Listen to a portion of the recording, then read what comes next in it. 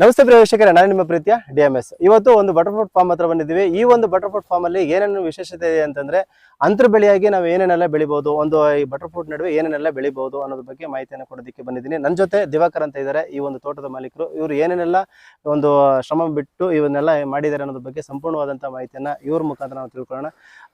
ದಿವಾಕರ್, ನಮಸ್ಕಾರ. ನಮಸ್ಕಾರ. ಹೇಗಿದ್ದೀರಾ? ಚೆನ್ನಾಗಿದ್ದೀವಿ. ಆಯ್ತಾ ಊಟ? ಆಯ್ತು. ಈ ಒಂದು ನೀವು ಬಟರ್ಫ್ರೂಟ್ ಫಾರ್ಮಿಂಗ್ ಅಲ್ಲಿ ಮಾಡಿದಿರಲ್ವಾ, ಈಗ ಮೊದಲು ನಾವು ಒಂದು ವಿಡಿಯೋ ಮಾಡಿದ್ವಿ. ಆಕ್ಚುಲಿ ಒಂದು ವರ್ಷದ ಮಾಡಿದ್ವಿ, ಮತ್ತೆ 3 ವರ್ಷದ ಮಾಡಿದ್ವಿ. ಇವಾಗ ಒಂದು 5 ವರ್ಷದ ಇದ್ದಾಗ ನಾನು ಬಂದಿದ್ದೀನಿ.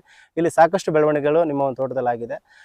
ಮೊದಲು ಇದು ತೆಂಗಿನ ಗಿಡ ಇತ್ತು, ಅದ್ರ ಜೊತೆಯಲ್ಲಿ ಈಗ ನೀವು ಇಂಟರ್ ಕ್ರಾಫ್ಟ್ ಆಗಿ ಬಟರ್ಫ್ರೂಟ್ ಬೆಳೆದಿದ್ರೆ, ಜೊತೆಗೆ ಇವಾಗ ಜಾಯ್ಕಾಯಿನೂ ಕೂಡ ಬೆಳೀತಾ ಇದ್ರೆ, ಅದ್ರ ಜೊತೆಗೆ ಪೆಪ್ಪರ್ ಅಂತ ಹಾಕಿದ್ರೆ, ಇನ್ನು ಏಲಕ್ಕಿ ಕೂಡ ಬೆಳೀತಾ ಇದ್ರೆ.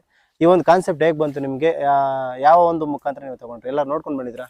ಇಲ್ಲ, ಇದು ಕಾನ್ಸೆಪ್ಟ್ ಬಂದು ನಾವು ತೆಂಗಿನ ಗಿಡ ಇದಿಟ್ಟಿದ್ದು ಹೆಚ್ಚು ಕಡಿಮೆ ಒಂದು 12-13 ವರ್ಷ ಆಯ್ತು. ಫಸ್ಟ್ ರೇಷ್ಮೆ ಇತ್ತು, ತೆಂಗ್ ಮಧ್ಯ ರೇಷ್ಮೆ ಇತ್ತು. ಅದ ರೇಷ್ಮೆ ಇದ್ದಾಗ ತೆಂಗಿನ ಗಿಡ ನೆಟ್ಟಿದ್ವಿ. ತೆಂಗಿನ ಗಿಡ ನೆಟ್ಟಾದ್ಮೇಲೆ ಸ್ವಲ್ಪ ತೆಂಗೆಲ್ಲ ದೊಡ್ಡದಾಯ್ತು. ದೊಡ್ಡದಾದ್ಮೇಲೆ ರೇಷ್ಮೆ ಸ್ವಲ್ಪ ಇಳುವರಿ ಕಡಿಮೆ ಆಯ್ತು.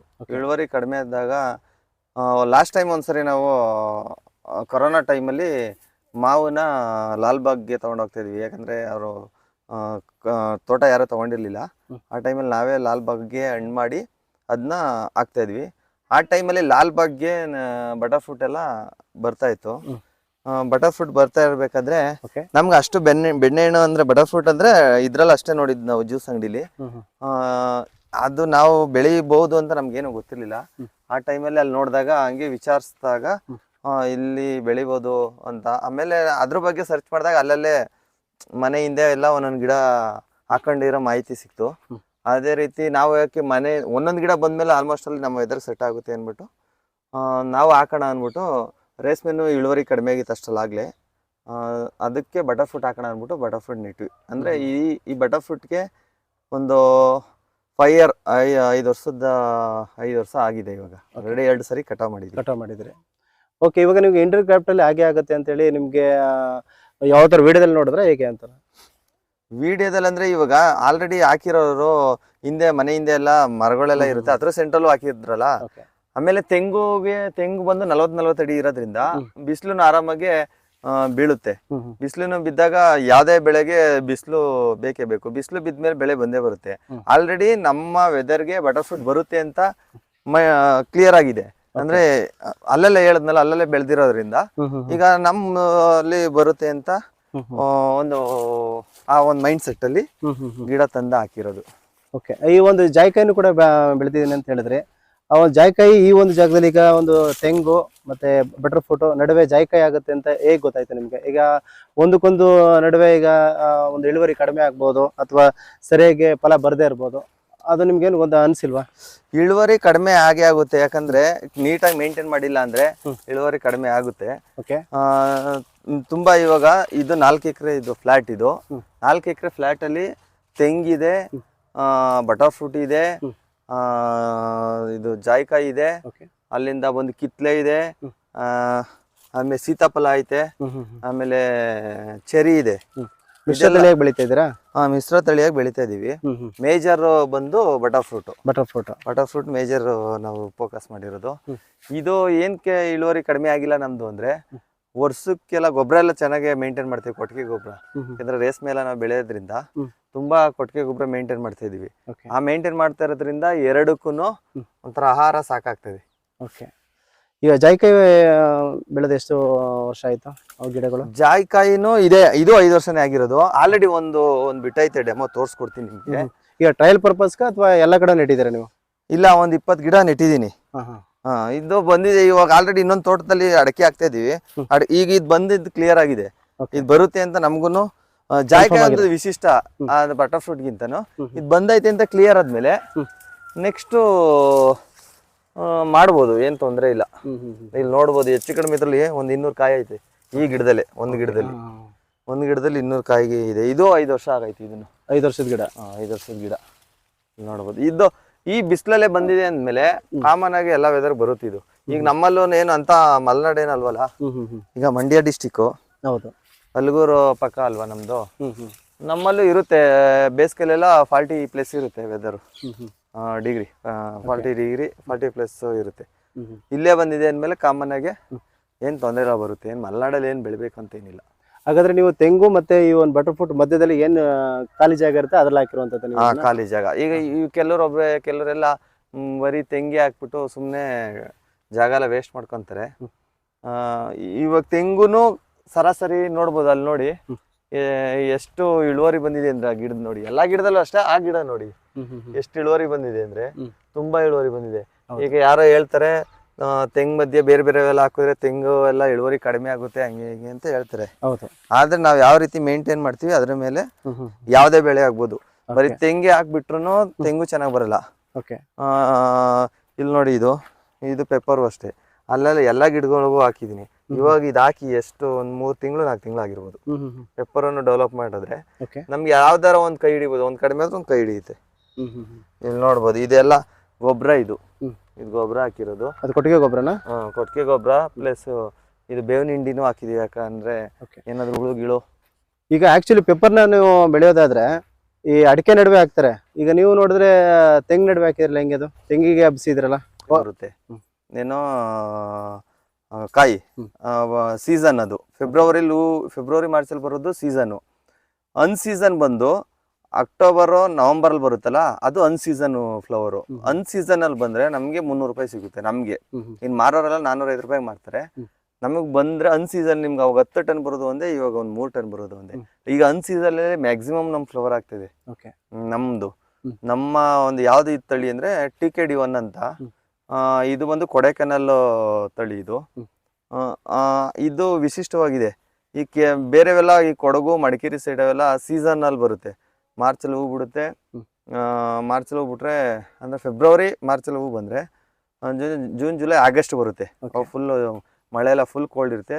ಬಟರ್ ಫ್ರೂಟ್ಗೆ ಮೇಜರ್ ಆಗಿ ಏನು ಜ್ಯೂಸ್ಗೆಲ್ಲ ಯೂಸ್ ಮಾಡೋದ್ರಿಂದ ಅವಾಗೆಲ್ಲ ಜ್ಯೂಸ್ ಎಲ್ಲ ಕುಡಿಯೋದು. ಯಾಕೆ ತುಂಬಾ ಕೋಲ್ಡ್ ಇರೋದ್ರಿಂದ ಜನ ಅಷ್ಟೊಂದು ಇಂಟ್ರೆಸ್ಟ್ ಪಡಲ್ಲ ಜ್ಯೂಸ್ ಮೇಲೆ. ಸಮ್ಮರಲ್ಲಿ ಬಂದ್ರೆ ಅದು ಯಾರೇ ಆಗ್ಬೋದು, ಒಂದು ಬಾಯಾರಿಕೆ ಆಗ್ತಾ ಇರುತ್ತೆ. ಅದರಲ್ಲಿ ಜ್ಯೂಸ್ನ ಇಷ್ಟಪಡೋರು ಬಟರ್ ಫ್ರೂಟ್ ಒಂದ್ಸರಿ ಕುಡಿದ್ರೆ ಅದನ್ನೇ ಕುಡಿಯೋದು ಜನ, ಬೇರೆ ಎಲ್ಲ ಹೋಗಲ್ಲ. ಒಂದು 20 ರೂಪಾಯಿ ಜಾಸ್ತಿ ಆಗ್ಬೋದು. ಸಮ್ಮರಲ್ಲಿ ಜ್ಯೂಸ್ ಎಲ್ಲ ಇಷ್ಟಪಡ್ತಾರೆ ಕಾಮನ್ ಆಗಿ, ನಾವಾಗ್ಬೋದು ನೀವಾಗ್ಬೋದು. ಓಕೆ, ಈಗ ಬಟರ್ ಫ್ರೂಟ್ ನೀವು ಹಾಕಿದ್ರಲ್ವಾ, ಈ ಬಟರ್ ಫ್ರೂಟ್ ಹಾಕಿದ ನಂತರ ನಿಮ್ಮಲ್ಲಿ ತೆಂಗಲ್ಲಿ ಏನಾದ್ರು ಇಳುವರಿ ಕಡಿಮೆ ಆಗಿದೆ ಅಥವಾ ಜಾಸ್ತಿ ಆಗಿದೆ? ಯಾವ ರೀತಿ ವೇರಿಯೇಷನ್ ಏನಾದ್ರು ಆಗಿದೆಯಾ? ಆಕ್ಚುಲಿ ಹೇಳ್ಕೋಬೇಕು ಅಂದ್ರೆ ತೆಂಗಲ್ಲಿ ಇಳುವರಿನೇ ಜಾಸ್ತಿ ಆಗಿದೆ.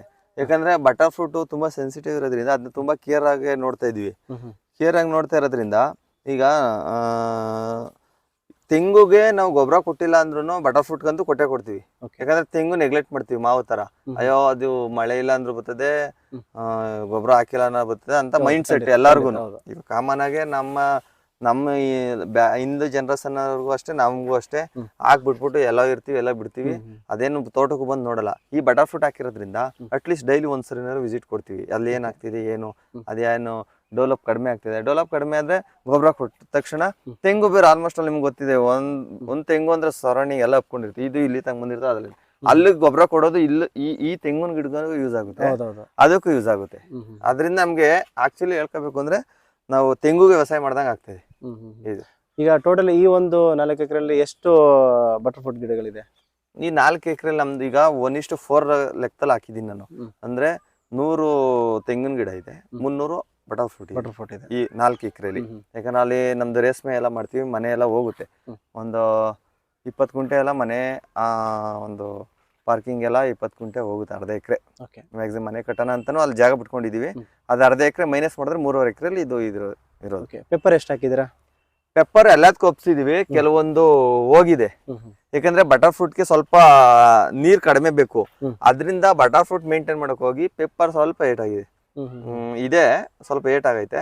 ಈಗ ನೆಕ್ಸ್ಟ್ ಇನ್ನೊಂದು ಮುಂದಿನ ದಿನದಲ್ಲಿ ಅದಕ್ಕೆ ಬೇರೆ ಲೈನ್ ಮಾಡಿ ಅದಕ್ಕೇನೋ ವ್ಯವಸ್ಥೆ ಮಾಡ್ಬೇಕು.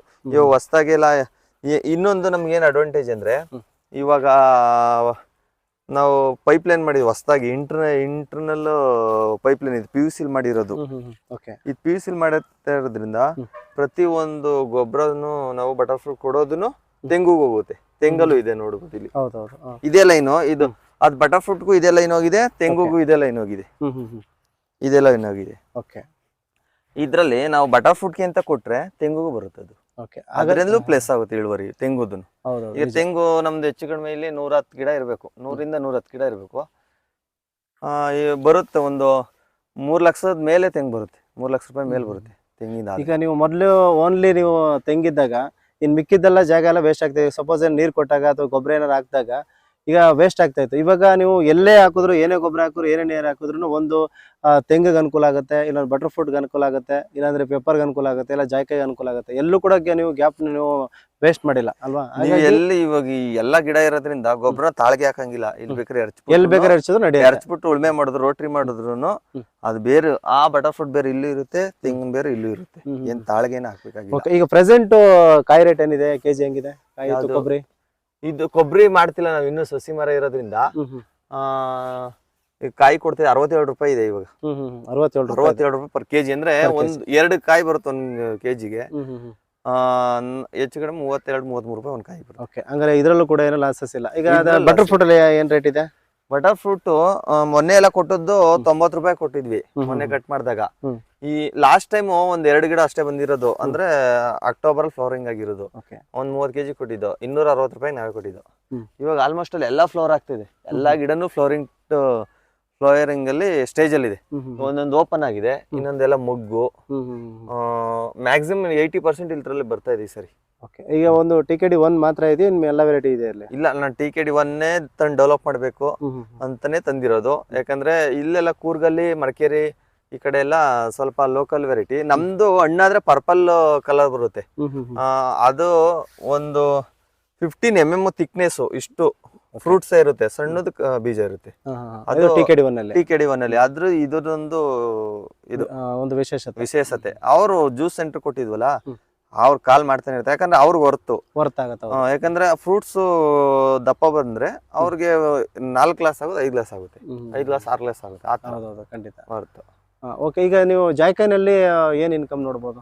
ಈಗ ಜಾಯ್ಕಾಯಲ್ಲಿ ನಾನ್ ತಿಳಿದ್ಪಟ್ಟಿರೋದು ಇದು ಬಿಟ್ಟಿದೆ. ನಾವ್ ತಿಳಿದ್ಪಟ್ಟಿರಂಗೆ ಅದನ್ನ 3 ಡಿವೈಡ್ ಮಾಡ್ತಾರಂತೆ. ಒಂದು ಆ ಸಿಪ್ಪೆ ಏನೋ ಉಪ್ಪಿನಕಾಯಿಗೇನೋ ಹೋಗುತ್ತಂತೆ. ಅಲ್ಲಿಂದ ಜಾಯ್ಕಾಯಿ ಬಂದು ಒಂದೊಂದ್ ಬೀಜ 3 ರೂಪಾಯಿ 4 ರೂಪಾಯಿ ಹೋಗುತ್ತಂತೆ. 5 ರೂಪಾಯಿ ಒಂದ್ ಬೀಜ, 5 ರೂಪಾಯಿ ಅದೇ ಅಷ್ಟು ಹೋಗುತ್ತಂತೆ. ಫ್ಲವರ್ ಬಂದು 2000 ಗಂಟೆ ಇರ್ಬೇಕು. 300 ರೂಪಾಯಿ ಕೆಜಿ. 2,000 3,000 ರೂಪಾಯಿ ತನಕ ಇರ್ಬೇಕು. ಯಾಕಂದ್ರೆ ಅದಿನ್ನೂ ಮೇಜರ್ ಆಗಿ ಬಂದಿಲ್ಲ. ಮಾಡಿದ್ರೆ ಒಳ್ಳೇದು. ಒಟ್ಟಿನಲ್ಲಿ ನೀವು ಹಾಕಿರುವಂತದ್ದು ಈಗ ಏನ್ ಅಂತರ ಬೆಳೆಗಳನ್ನ ನೀವು ಹಾಕಿದ್ರೆ ಎಲ್ಲಾನು ಕೂಡ ಒಂದು 50 ವರ್ಷದ ಮೇಲ್ ಬಳಕೆ ಬರುವಂತ ಗಿಡಗಳನ್ನ ಹಾಕಿದ್ರೆ. ಫಾರ್ ಎಕ್ಸಾಂಪಲ್ ತೆಂಗು ಅಂತಂದ್ರೆ ಒಂದು 50-60 ವರ್ಷದ ಮೇಲೆ ಬರುತ್ತೆ. ಇನ್ನು ಬಟರ್ ಫ್ರೂಟ್ ಬಂತು ಅಂತಂದ್ರೆ ಅದು ಒಂದು 50 ವರ್ಷ ಬರುತ್ತೆ. ಇನ್ನು ಜಾಯ್ಕಾಯಿ ಬಂತು ಅಂದ್ರೆ 150 ವರ್ಷ ಬರುತ್ತೆ. ಇನ್ನು ಪೆಪ್ಪರ್ ಅಂತಂದ್ರೆ ಅದು ಒಂದು 30 ವರ್ಷ ಬರುತ್ತೆ. ಆಲ್ಮೋಸ್ಟ್ ಅಲ್ಲೆಲ್ಲ ದೀರ್ಘಾವಧಿ ಬೆಳೆಗಳನ್ನ ನೀವು ಬೆಳೀತಾ ಇದ್ರಿ. ಆಲ್ಮೋಸ್ಟ್ ಅಲ್ಲೆಲ್ಲ ಇನ್ಕಮ್ ಕೊಡುವಂತವನ್ನೇ ನೀವು ಮಾಡಿದ್ರಿ. ಅಪ್ಪಕ್ಕದ ಅಲ್ಮರ ಅಂತ ಅಂದ್ಬಿಟ್ಟು ಈಗ ರಾಗಿನೋ ಭತ್ತನೋ ಏನೋ ಬೆಳೆಯೋದು ಬದಲು ಈಗ ನೀವು ಇಲ್ಲಿ ತೆಂಗು ಹಾಕಿದ್ರ, ಇದು ಕೂಡ ಎವರ್ಗ್ರೀನ್. ಯಾವಾಗ್ಲೂ ಕೂಡ ಈಗಂತೂ ಕೊಬ್ಬರಿಗೆ ಮಾತಾಡ್ಸೋಂಗಿಲ್ಲ. 1 ಕೆಜಿ ನಾವು ಕೊಬ್ಬರಿ 400 ರೂಪಾಯಿ ಆಗಿದೆ. ನಾವು ಹೊರಗಡೆ ಅಲ್ಲಿ ತಗೊಳ್ತೀವಿ ಅಂತಂದ್ರೆ ಆ ರೀತಿ ನಾನು ಮೊನ್ನೆ ತಗೊಂಡ್ ಬಂದಿದ್ದೆ, ಆ ರೇಟಲ್ಲಿ ಇದೆ. ಇನ್ನು ಬಟರ್ ಫ್ರೂಟ್ ಬಂತಾರೆ ನಿಮ್ಗೆ ಅನ್ ಸೀಸನ್ ಅಲ್ಲಿ ನಿಮ್ಗೆ ಆಗುತ್ತೆ. TKD 1 ಬಂದ್ಬಿಟ್ಟು ಈ ಒಂದು ಸೀಸನ್ ಅಲ್ಲಿ ಫ್ಲವರಿಂಗ್ ಆಗೋದ್ರ ಮೇಲೆ ಈಗೇನೋ ಸೇಲ್ ಆಯ್ತಾರೆ, ಇಲ್ಲಾಂದ್ರೂ 250 ರೂಪಾಯಿ 300 ರೂಪಾಯಿ ಜಂಪ್ ಆಗುತ್ತೆ. ಇವಾಗ ಏನಾದ್ರು ಈ ಫ್ಲವರ್ ಸೆಟ್ ಆಗ್ಬಿಟ್ಟಿದ್ದು ಇವಾಗ ನೋಡ್ಬೋದು. ಇಲ್ಲಿ ಈ ಗಿಡ ಓಪನ್ ಆಗಿರೋದು ಇದು. ಮೇಲ್ಗಡೆ ಎಲ್ಲ ಆಲ್ರೆಡಿ ಕಾಯಿ ಆಗ್ಬಿಟ್ಟಿದೆ. ಹೌದೌದು, ಆ ಕಡೆ ಇನ್ನೂ ತುಂಬಾ ಚೆನ್ನಾಗಿ ಕಾಣುತ್ತೆ. ಇದೆಲ್ಲ ಇದು ಓಪನ್ ಆಗಿರೋದು ಇದ್ದ ಮಗ್ ಸ್ಟೇಜ್ ಅಲ್ಲೂ ಐತೆ. ಇದೆಲ್ಲ ಓಪನ್ ಆಗಿರೋದು ಮೆಡಿಸನ್ ಎಲ್ಲ ಓಪನ್ ಆಗಿರೋದು. ಇನ್ನು ಮಗ್ಗು ಇದೆ, ಇದು ಎಲ್ಲ ಮಗ್ಗು ಐತೆ, ಓಪನ್ ಇದೆ. ಈ ಸ್ಟೇಜ್ ಅಲ್ಲಿ ಈ ಗಿಡ ಹೆಚ್ಚು ಕಡಿಮೆ 100 ಕೆಜಿ ಕಾಯಿ ಬಿಡ್ಬೋದು. ಇದು 100 ಕೆಜಿ ಒಂದು ಗಿಡ. ಈ ಗಿಡ 100 ಕೆಜಿ ಬರ್ಬೋದು ಸೆಟ್ ಆದ್ರೆ. ನಾನು ಹೇಳ್ತಿರೋದು ಏನಾದ್ರೂ ನಮ್ಗೆ ಅದೃಷ್ಟ ಚೆನ್ನಾಗಿ ಸೆಟ್ ಆದ್ರೆ ಒಂದು ಗಿಡ, ಈ ಗಿಡ ನಾನು ಹೇಳ್ತಿರೋ 150 ಕೆಜಿ ಬಿಡ್ಬೋದು, 100 ಕೆಜಿ ಬಿಡ್ಬೋದು. 100 ಕೆಜಿ ನಿಜವಾಗ್ಲೂ ಹೇಳ್ತಾ ಇರೋದು ಮಿನಿಮಮ್ 250 ರೂಪಾಯಿ ರೇಟ್ ಇರ್ತದೆ ಮಿನಿಮಮ್ ಪ್ರೆಸೆಂಟ್. ಇದೇನಾದ್ರೂ ಕಾಯಿ ಆಗುವಂತ ಹಣ್ಣ ಇದೇನು ಸೆಟ್ ಆದ್ರೆ 250 ರೂಪಾಯಿ ಇದ್ದೇ ಇರುತ್ತೆ. 25,000 ರೂಪಾಯಿ 20,000 ರೂಪಾಯಿ ಅಂತ ಫಿಕ್ಸ್. ಇದೊಂದು ಗಿಡನೇ ಒಂದೇ ಗಿಡದಲ್ಲಿ. ಹಾಗಾಗಿ ಒಟ್ಟಲ್ಲಿ ನೀವು ಇಲ್ಲಿ ಬೆಳೆದಿರುವಂತದ್ದೆಲ್ಲ ಅಂತರ ಬೆಳೆಗಳು ಆಲ್ಮೋಸ್ಟ್ ಅಲ್ಲೆಲ್ಲ ನಿಮ್ಗೆ ಜಾಸ್ತಿ ಕಮರ್ಷಿಯಲ್ ಆಗಿ ಮಾಡಿರೋದು. ಇವಾಗ ದಿವಕ ನಾನೇನ್ ಹೇಳ್ತಿರೋದು ಅಂತಂದ್ರೆ ನೀವು ಆಲ್ಮೋಸ್ಟ್ ಅಲ್ಲಿ ಎಲ್ಲ ದೀರ್ಘಾವಧಿ ಬೆಳೆಗಳನ್ನೇ ಬೆಳೆದಿರಿ ಅಲ್ವಾ? ನಾವು ಹೇಳ್ದಂಗೆನೆ ತೆಂಗು, ಅಡಿಕೆ ಇವೆಲ್ಲ ಆಲ್ಮೋಸ್ಟ್ ಅಲ್ಲೆಲ್ಲ ದೀರ್ಘಾವಧಿ ಲೈಫ್ ಟೈಮ್. ಈಗ ಕೆಲವೊಂದೀಗ ಇನ್ನು ಜಾಯ್ಕಾಯಿ ಬಂತು ಅಂದ್ರೆ ನಿಮ್ ಕಾಲಕ್ಕಲ್ಲ, ನಿಮ್ ಮಗನ ಕಾಲಕ್ಕೆ ಮೊಮ್ಮಗನ ಕಾಲಕ್ಕೂ ಕೂಡ ಆಗುವಂತ ಬೆಳೆಗಳನ್ನ ನೀವು ಬೆಳೆದಿರಿ. ಎಲ್ಲ ಕೂಡ ದೀರ್ಘಾವಧಿ ಬೆಳೆಗಳು. ಅಪ್ಪಗದ ಅಲ್ಮರ ಅಂತ ಯಾವ ಸಣ್ಣ ಪುಟ್ಟದ ಯಾವ್ದು ಕೂಡ ಬೆಳೆದಿರ ನೀವು. ಈ ಒಂದು ನಡುವೆ ಈ ಒಂದು ನಮ್ಮ ರೈತ ಬಾಂಧವರಿಗೆ, ಹೊಸ ಒಂದು ಯೂತ್ಗೆ, ಒಂದು ಯುವ ರೈತ ಮಿತ್ರಗಳಿಗೆ ನೀವ್ ಏನ್ ಹೇಳೋದಕ್ಕೆ ಇಚ್ಛೆ ಪಡ್ತೀರಾ ಈ ಒಂದು ವಿಚಾರದಲ್ಲಿ? ಈ ವಿಚಾರದಲ್ಲಿ ಜಮೀನಿರೋರ್ಗೆ ಹೇಳೋದು, ಜಮೀನಿಲ್ಲದಾರ ಏನು ಮಾಡಕ್ಕಾಗಲ್ಲ. ಪಾಲ್ ತಗೊಂಡ್ ಮಾಡ್ತಾರೆ ಬಿಡಿ, ಪಾಲ್ ತಗೊಂಡ್ ಮಾಡಿದ್ರೆ ಕೊಡ್ಬೇಕಲ್ಲ ಅವರು. ಲಾಂಗ್ ಲೈಫ್ ಕೊಡ್ಬೇಕಲ್ಲ. ಈಗ ಜಮೀನಿದ್ದು ಕೆಲವು ಸೋಂಬೇರಿಗಳು 12,000ಕ್ಕೆಲ್ಲ ಕೆಲ್ಸಕ್ಕೆ ಹೋಯ್ತಾರಲ್ಲ, ಅವ್ರಿಗೊಂದು ಹೇಳಕ್ ಏನ್ ಇಷ್ಟಪಡ್ತೀವಿ ಅಂದ್ರೆ, ಒಂದ್ 4 ಎಕರೆಲಿ ನಾನು ಏನೇನ್ ಮಾಡಿರ್ಬೋದು, ಇದರ ರಿಟರ್ನ್ ಕಡಿಮೆ ಅಂದ್ರೂ 4 ಎಕರೆಲಿ 20 ಲಕ್ಷ 25 ಲಕ್ಷ ರಿಟರ್ನ್ ಮಾಡ್ಬೋದು. ನಾನು ಈಗ ಮಾಡಿರೋದೇನಾರ ಕೈ ಹಿಡಿಯುತ್ತೆ, ಏನ್ ತೊಂದ್ರೆ ಇಲ್ಲ. ಅವ್ರಿಗೆ ನೋಡಿ, ಈಗ ಇಷ್ಟಾಗ್ಲೇ ಜಾಗ ಇದೆ, ಇದ್ರಲ್ಲಿ ಏನೋ ಒಂದ್ ಮಾಡ್ಬೇಕು ಅಂತ ಥಿಂಕ್ ಮಾಡ್ಬೇಕು, ಅವಾಗ ಅಷ್ಟೇ ನಾವು ಉದ್ಧಾರ ಆಗಕ್ಕೆ ಚಾನ್ಸ್. ಇವಾಗ ಏನ್ ಜನಕ್ಕೆ ಏನ್ ಬೇಕು, ಜನ ಇವಾಗೆಲ್ಲ ಆರೋಗ್ಯ ಕಡೆ ಹೋಯ್ತಾ ಇದಾರೆ. ಆರೋಗ್ಯಕ್ಕೆ ಏನ್ ಬೇಕು, ಇವಾಗ ಟ್ರೆಂಡಿಂಗ್ ಏನು, ಅದನ್ನ ಜನಕ್ಕೆ ಏನ್ ಬೇಕು ಅದ್ ಕೊಟ್ರೆ ತುಂಬಾ ರೇಟ್ ಸಿಗುತ್ತೆ, ತುಂಬಾ ರೇಟ್ ಸಿಗುತ್ತೆ. ನಾವು ಅವ್ರು ಚೆನ್ನಾಗಿರ್ತಾರೆ, ನಾವು ಚೆನ್ನಾಗಿರ್ತೀವಿ. ಓಕೆ, ಮುಂದೆ ಈಗ ಈ ಒಂದು ಜಾಗ ಇನ್ನೇನೇನ್ ಮಾಡ್ತಾರೆ? ಈಗ ಲಾಸ್ಟ್ ಟೈಮ್ ನಾನು ಬಂದಿದ್ದಾಗ ಓನ್ಲಿ ನಿಮ್ದು ತೆಂಗಿತ್ತು, ಇವೆರಡೇ ಇದ್ದಿದ್ದು. ಈಗ ಒಂದು 2 ವರ್ಷ ಬಿಟ್ಕೊಂಡು ಬಂದಿದ್ರಿ, ಮತ್ತೆ ಇವಾಗ ಆಲ್ಮೋಸ್ಟ್ ಅಲ್ಲೆಲ್ಲ ಬೇರೆ ತರನೇ ಚೇಂಜ್ ಆಗಿದೆ ಎಲ್ಲ. ಹೊಸದಾಗೆ ಒಂದು ಅಂತರ ಬೆಳೆಯಾಗಿ ನೀವು ಬೆಳ್ಕೊಂಡು ಬಂದಿದ್ದೀರಿ. ಈಗ ಆಲ್ರೆಡಿ ಒಂದು 5 ಥರದ್ದು ಬೆಳೆ ನೀವು ಆಲ್ರೆಡಿ ಅಂತರ ಬೆಳೆ ಇಲ್ಲಿ ಬೆಳೀತಾ ಇದ್ರಿ. ಈಗ ನೆಕ್ಸ್ಟ್ ಇಲ್ಲಿ ಇರುವಂತ ಇನ್ನೂ ಕೆಲವೊಂದು ವೇಸ್ಟೇಜ್ ಏನ್ ಜಾಗ ಇದೆ, ಅಲ್ಲಿ ಏನ್ ಮಾಡ್ಬೇಕು ಅನ್ಕೊಂಡಿದ್ದೀರಾ? ಇವಾಗ ಏನ್ ಗೊತ್ತಾ, ಈ ಮರ ಎಲ್ಲ ಮೇಲ್ಕ್ ಹೋಗಿದೆ, ಬಟರ್ ಫ್ರೂಟ್ ಮೇಲ್ಕ್ ಹೋಗಿದೆ. ಈಗ ಬಟರ್ ಫ್ರೂಟ್ಗೂ ಗೊಬ್ಬರ ಬೇಕು, ತೆಂಗು ಗೊಬ್ಬರ ಬೇಕು, ಗೊಬ್ಬರನು ಆಗ್ಬೇಕು ನಮ್ಗೂನು. ಅದರಿಂದ ಬೇರೆ ಇನ್ಕಮ್ ಆಗ್ಬೇಕು ಅಂದ್ರೆ, ಇವಾಗ ಈ ಫ್ಲಾಟ್ ಅಲ್ಲಿ 4 ಎಕರೆಲಿ ಈಗ ಸುತ್ತ ಮೆಸ್ ಮಾಡಿಸ್ತೀನಿ. ಸುತ್ತ ಮೆಸ್ ಮಾಡಿಸಿ ಅದಕ್ಕೆ ಇಲ್ಲಿ ಒಂದು 20 ಕುರಿ ಮಾಡೋಣ ಅಂತ, 20 ಕುರಿ ಮಾಡೋಣ ಅನ್ಕೊಂಡಿದೀನಿ. ಆ 20 ಕುರಿ ಯಾವ ತರ ಅಂದ್ರೆ, ಇಲ್ಲಿ ಮಾಮೂಲಿ ಉರುಳಿ ಅದು ಇದು ಮಾಮೂಲಿ ಏನ್ ಜಾಗ ಇದೆ ಅದ್ರಲ್ಲಿ ಬೆಳೆಯುತ್ತೆ. ಆ ಕುರಿನೇ ಮೇಯುತ್ತೆ. ಕುರಿ ವೇಸ್ಟ್ ಆದ್ರೆ ರೋಟರ್ ಗೊಬ್ಬರನೂ ಆಗುತ್ತೆ. ಒಂದು ನಾನು ಅನ್ಕೊಂಡಿರೋದು ಮುಂದೆ ಮಾಡೋಣ ಅಂತ. ನೆಕ್ಸ್ಟ್ ಇನ್ನೊಂದು ನಾಟಿ ಕೋಳಿ ಮಾಡ್ಬೋದು. ಈಗ 4 ಎಕರೆ ಬೌಂಡ್ರಿಲಿ 1,500,000 ನಾಟಿ ಕೋಳಿ. ಅದು ಯಾಕಂದ್ರೆ ಮೆಸ್ ನಾನು 8 ಅಡಿ 9 ಅಡಿ ಮೆಸ್ ಹಾಕ್ಸ್ತೀನಿ. ಆ 8 ಅಡಿ 9 ಅಡಿ ಮೆಸ್ ಹಾಕ್ಸಿದ್ರಿಂದ ಯಾವ್ದೇ ನಾಯಿಗಳು ಬರಲ್ಲ, ಏನು ಬರಲ್ಲ ಒಳಗಡೆ. ನಾಟಿ ಕೋಳಿ ಮಾಡಿದ್ರೆ, ನಾಟಿ ಕೋಳಿನೂ ಇವಾಗ ರಾಗಿ ಎಲ್ಲ ಹಾಕಿದ್ರೆ ಮೊಳಕೆ ಬಂದ ತಕ್ಷಣ ಅದಕ್ಕೆ ಊಟ ಆಗುತ್ತೆ, ಅಂದ್ರೆ ಮೇವಾಗುತ್ತೆ. ಅದನ್ನು ಅವ್ರ ಪಾಡ್ಗ 4 ಎಕರೆ ಜಾಗ ದೊಡ್ಡ ಬೌಂಡ್ರಿನೇ ಇದು. ಆರಾಮ್ ಓಡಾಡ್ಕೊಂಡು 1,000 ಕೋಳಿಗೆ ಏನ್ ತೊಂದ್ರೆ ಇಲ್ಲ. ಅದ್ರಲ್ಲಿ ಇನ್ಕಮ್ ಬರುತ್ತೆ, ತುಂಬಾ ಇನ್ಕಮ್ ಬರುತ್ತೆ, ಮಲ್ಟಿ ಇನ್ಕಮ್. ನಾಟಿ ಕೋಳಿ ಮಾಡ್ಬೋದು, ಇದು ಕುರಿಗಳು ಮಾಡ್ಬೋದು. ಇಷ್ಟ ಮಾಡ್ಬೋದು. ಕುರಿ ಅಂದ್ರೆ ಇವೆಲ್ಲ ಮೇಯಲ್ಲ, ಆಡೆಲ್ಲ ಮೇದ್ ಬಿಡುತ್ತೆ, ಆಡೆಲ್ಲ ಕಟ್ ಮಾಡ್ಬಿಡುತ್ತೆ. ಬಟ್ ಕುರಿ ಕಟ್ ಮಾಡಲ್ಲ, ಕುರಿ ಮಾಡ್ಬೋದು. ಇಷ್ಟೆಲ್ಲ ನಾವು ಜಾಗನ 1 ಇಂಚು ಜಾಗ ವೇಸ್ಟ್ ಮಾಡ್ದಾಗೆ ನಾವು ಯೂಸ್ ಮಾಡ್ಕೊಬಹುದು ಜಮೀನ್ಗಳ. ಅಂದ್ರೆ ಟೆಕ್ನಿಕ್ ಆಗಿ ಇವಾಗೆಲ್ಲ ಗೊತ್ತಿದೆಯಲ್ಲ, ಈಗ ರಾಗಿ ಭತ್ತ ಬೆಳೆದ್ರೆ ಆಳ್ಗು ಕಾಳಗು ಇಟ್ಕಲ್ಲ ಅಷ್ಟೇ, ಊಟ ನಮ್ ಮನೆಗೆ ಬೆಳಕಬೇಕು ಇಷ್ಟು ಬೇಕಷ್ಟೇ ಅಷ್ಟೇ. ಅಂದ್ರೆ ಇವಾಗ ಆಲ್ಮೋಸ್ಟ್ ಅಲ್ಲಿ ನೀವು ಈಗ ನೆಕ್ಸ್ಟ್ ಬರುವಂತ ಮುಂದಿನ ದಿನಗಳಲ್ಲಿ ಈ ಒಂದು ಮೇಕೆ ಸಾಕೋದು, ಮೇಕೆ ಅಂದ್ರೆ ಕುರಿಗಳು, ಕುರಿ ಸಾಕಾಣಿಕೆ ಮಾಡ್ತೀರಿ, ಜೊತೆಗೆ ನಾಟಿ ಕೋಳಿ ಮಾಡ್ತೀರಿ ಇರುವಂತ ನೆಕ್ಸ್ಟ್ ಮುಂದಿನ ಪ್ಲಾನ್. ಹಾಗಾದ್ರೆ ಒಳ್ಳೆ ಆದಾಯ ನೋಡ್ಬೋದು. ಹಾಗಾದ್ರೆ ರೈತರೆಲ್ಲರೂ ನೀವು ಮಾಡಿರುವಂತದ್ದು ಅದೇ ರೀತಿನೇ ಫಾಲೋ ಮಾಡ್ಬೋದು. ಕುರಿ ಎಲ್ಲ ತುಂಬಾ ಇವಾಗ ನೀವು ಗೊತ್ತಿದೆಯಲ್ಲ, ಆಚೆ ಎಲ್ಲ ಮಟನ್ ಎಷ್ಟಿದೆ ರೇಟ್ ಎಲ್ಲ. ನಾಟಿ ಕೋಳಿ ಎಲ್ಲ ಈಗ ಫಾರಂ ಕೋಳಿಗೆಲ್ಲ ಇಂಜೆಕ್ಟ್ ಮಾಡಿ ಅದು 30-35 ದಿನಕ್ಕೆ ದಪ್ಪ ಮಾಡ್ತಾರೆ. 30-35 ದಿನಕ್ಕೆ ಕೋಳಿ 3 kg 2.5 kg ಬರ್ಬೇಕು ಅಂದ್ರೆ ಅದಕ್ಕೆ ಎಷ್ಟು ಕೆಮಿಕಲ್ ಹಾಕ್ತಾರೆ ಅದು ಜನಕ್ಕೂ ಗೊತ್ತು. ಯಾಕಂದ್ರೆ ತುಂಬಾ ಕೋಳಿ ಫಾರಂ ಎಲ್ಲ ನಮ್ಮೂರೆಲ್ಲ ಅಕ್ಕಪಕ್ಕ ಎಲ್ಲರಿಗೂ ಗೊತ್ತು, ನಿಮಗೂ ಗೊತ್ತು. ಎಲ್ಲಾ ಊರುಗಳಲ್ಲಿ ಕೋಳಿ ಫಾರಂ ಇರೋದ್ರಿಂದ ಅದಕ್ಕೆ ಏನೇನೋ ಮೆಡಿಸನ್ ಹಾಕ್ತಾರೆ, ಏನು ಇರುತ್ತೆ ಅಂತ ಎಲ್ಲರಿಗೂ ಗೊತ್ತು. ಆದ್ರೆ ನಾಟಿ ಕೋಳಿ ಮಾಡಿದ್ರೆ ಅದಕ್ಕೆ ತುಂಬಾ ಡಿಮ್ಯಾಂಡ್ ಇರುತ್ತೆ. ಅದರಲ್ಲಿ ಮೊಟ್ಟೆನೂ ಇರೋದ್ರಿಂದ ಮೊಟ್ಟೆನೂ ಸೇಲ್ ಆಗುತ್ತೆ. ಒಂದು ಮೊಟ್ಟೆ ನಾಟಿ ಕೋಳಿ ಮೊಟ್ಟೆ 10 ರೂಪಾಯಿ. ಓಪನ್ ಆಗಿ ಕದ್ದು ಮುಚ್ಚಲ್ವಲ್ಲ, ಇಲ್ಲೆಲ್ಲ ಫೀಲ್ಡ್ ಅಲ್ಲಿ ಓಡಾಡ್ಕ ಮೇಯೋದು. ನಾಟಿ ಕೋಳಿ ಫಾರಂ ಅಲ್ಲಿ ಮಾಡೋದಕ್ಕೂ ಫೀಲ್ಡ್ ಅಲ್ಲಿ ಮಾಡೋದಕ್ಕೂ ಅದಕ್ಕೂ ಇದಕ್ಕೂ ತುಂಬಾ ಡಿಫ್ರೆನ್ಸ್ ಇದೆ. ಓಕೆ, ಈ ಒಂದು ವಿಚಾರದಲ್ಲಿ ನೀವು ಒಂದು ಕಿವಿ ಮಾತು ಒಳ್ಳೆ ಅನುಕೂಲವಾಗಿರುವಂತದ್ದು ಹೇಳಿದ್ರೆ ನಮ್ಮ ರೈತ ಬಾಂಧವರಿಗೆ ತುಂಬಾ ಯೂಸ್ ಆಗುವಂತದ್ದು ಇನ್ಫಾರ್ಮೇಶನ್ ನೀವು ಕೊಟ್ಟಿದ್ದೀರಾ. ನೋಡಿದ್ರೆ ಫ್ರೆಂಡ್ಸ್, ಈ ಒಂದು ವಿಡಿಯೋದಲ್ಲಿ ನೀವು ಏನ್ ತಿಳ್ಕೊಂಡ್ರಿ ಅಂತಂದ್ರೆ, ಏನೆಲ್ಲ ಒಂದು ಜಮೀನ್ ಇದೆಯೋ, ಈಗ ಫಾರ್ ಎಕ್ಸಾಂಪಲ್ ಈಗ ಇವ್ರ ಹತ್ರ 4 ಎಕರೆ ಇದೆ, ಅದಕ್ಕೆ ಸಂಬಂಧಪಟ್ಟಂಗೆ ಈ ರೀತಿ ಮಾಡಿದ್ದಾರೆ. ಈಗ 1 ಎಕರೆ ಇತ್ತು ಅಂತಂದ್ರೂ ಕೂಡ ಈ ರೀತಿಯಲ್ಲೇ ಮಾಡ್ಬೋದು. ಎಲ್ಲ ಕೂಡ ದೀರ್ಘಾವಧಿ ಬೆಳೆಗಳನ್ನ ನಾವು ಬೆಳೆಯೋದ್ರಿಂದ ತುಂಬಾ ಅನುಕೂಲ ಆಗುತ್ತೆ. ಈಗ ಸಣ್ಣ ಪುಟ್ಟದವರಿಗೆ ಒಂದು ಟೊಮೊಟೊ ಆಗಿರ್ಬೋದು, ಒಂದು ಬದನೆಕಾಯಿ ಆಗಿರ್ಬೋದು, ಈ ತರದ್ ಬೆಳಿಬೇಕಾದ್ರೆ ನಾವಲ್ಲೇ ಪ್ರೆಸೆನ್ಸ್ ಇರಬೇಕು. ಅದೆಲ್ಲ 1 ತಿಂಗಳು 1.5 ತಿಂಗಳು 2 ತಿಂಗಳು ಬೆಳೆಗಳಾಗಿರುತ್ತೆ.